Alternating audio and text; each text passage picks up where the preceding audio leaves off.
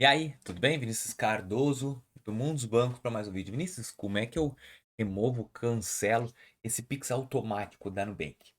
Fiz, cadastrei essa conta e agora eu não quero mais. Eu vou te mostrar nesse vídeo como fazer o procedimento, que é bem simples, bem tranquilo. Eu não tenho contas cadastradas, mas o procedimento é único, então não te preocupa que o jeito que eu te mostrar vai aparecer na tela da tua casa aí, tá bom?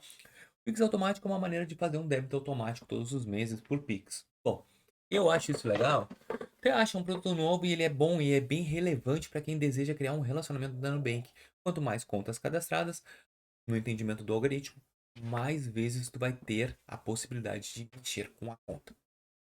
Vai ter que depositar e vai ser uma conta principal. Então, para quem deseja ter essa conta como uma conta principal, é bem relevante esse tipo de produto e procedimento para melhorar o rate interno da conta.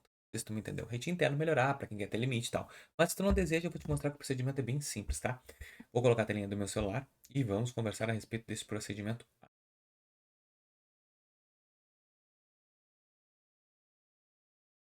Telinha aí. Opa, acho que não foi telinha, não. Agora foi. Telinha aí, pessoal. Como a gente vai fazer, tá? Primeiro, tu vai fazer o seguinte. Tu vai clicar em área Pix. Agora aqui na área Pix, a gente vai descer e vai clicar em Pix automático. Aqui é o seguinte, tá? Vai apertar em gerenciar contas cadastradas. Quando tu clicar aqui, vai aparecer a conta que tu tem. Tu vai clicar na conta, vai escolher a conta ou serviço, e ele vai abrir e lá embaixo vai ter um botãozinho bem especificado, que é o do Pix parcelado. O Pix automático, desculpa. Vai estar bem aqui embaixo, onde tu vai clicar. Ele vai ter mais ou menos ali o procedimento do botãozinho normal, tá?